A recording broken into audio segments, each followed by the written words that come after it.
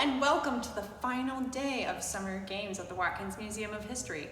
My name is Miss Amanda, and today we are going to present our last page of our coloring book that will be produced this fall.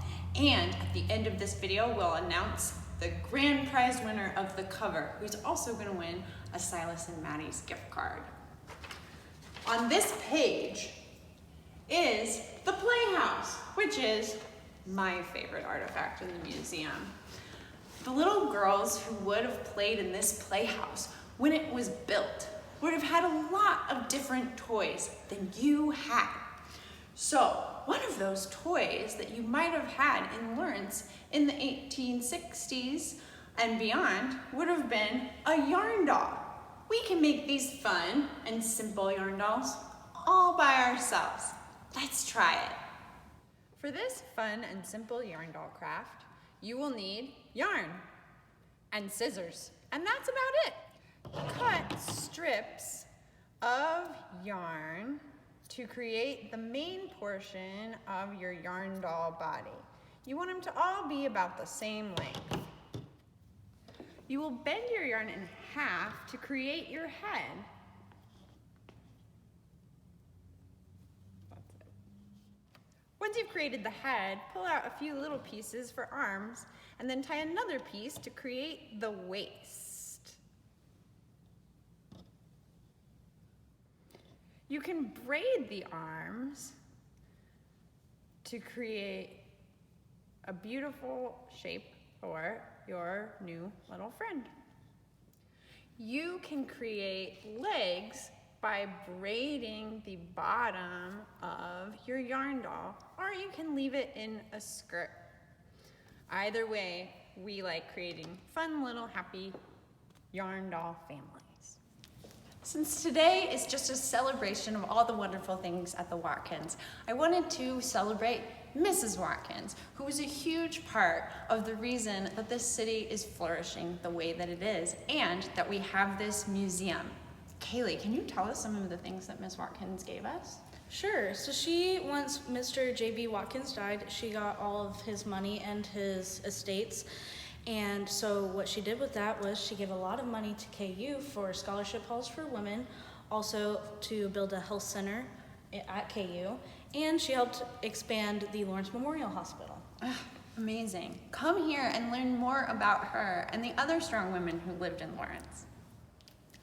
Another amazing and strong woman who lived in Lawrence and is part of our history and even worked with Miss Elizabeth Watkins is Eleanor Henley, and she's the reason we have this amazing car. Will you tell us a little bit about this car? For sure. So this was Eleanor Henley's car, and this car was an electric car that she used to get around town, working at important places like the public library and the hospital around town. And her car is really neat because it was an electric car that was used almost 100 years ago, just like the ones we're starting to see around today. Let's take a look inside the car. So, inside of the car, we can see that, while it does look somewhat similar to cars today, there are a lot of important differences to note, too. One fun difference to note is that the seats actually pull down to face the driver. Another difference is that there's no steering wheel on this car. Instead, we have these two levers. The bottom one helps steer the car, and the top one helps control the car's speed. Finally, below the car, you can see the battery that powers it. This is what makes it an electric car. If you want to come see more of the fun things inside of the car, please come down to the museum and take a look for yourself. Eleanor Henley used her electric car to travel around and do all of that work. So not everyone could have an electric car. Another suitable form of travel for women was the bicycle. So the bicycle gave women in town freedom to move about by themselves when times before they weren't really allowed to go around by themselves. Will you tell us a little bit about this? So this is the Oriad bicycle from the 1930s, and while it's a little bit more rusty than the bicycles you see whizzing up and down Mass Street today, it still allowed people to get around to their jobs or wherever else they needed to go. It's so great how all of the artifacts we have here at the museum actually tell these very important stories about our town and about the entire country as a whole. Let's do a fun, silly craft based on this bicycle. Let's go. For this simple blind contour bicycle, you will need paper, markers, and a little bit of watercolors with water and a paintbrush to fill in your creation.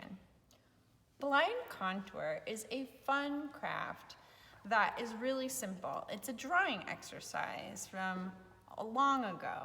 All you do is you look at the object you want to draw and you try not to look at your paper.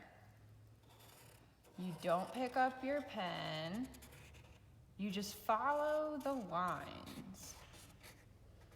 You want to learn how to create shapes by looking at what you're drawing. Bicycles are a fun part of this silly fun exercise because they have strong lines. How do you think I did? My bicycle looks pretty silly, but a fun way to decorate this craft is to just take some of your simple school watercolors and paint in all of those fun shapes with your favorite colors. That way it becomes sort of an abstract remembrance of something that you saw. You can do blind contour with any object in your life. Sometimes I like to do people or pet faces. Those always turn out very, very silly. This is a very fun and silly way of just learning how to see what you're drawing a little bit better. You can learn about shapes and create fun little silly abstract scenes to hang on your refrigerator, in your house, or wherever you like to put your own artwork. Thank you so much for spending your summer with us during summer games at the Watkins Museum of History. We were so happy to have you. And stick around to learn the winner of the Watkins Museum Coloring Contest to be on the cover. Thank you again, and we hope to see you this fall. Goodbye. Bye. We are so grateful to have been gifted this beautiful playhouse by the Godwin family. And the winner of our coloring contest is Teddy. But let's take some time and look at all of the amazing and beautiful submissions we had.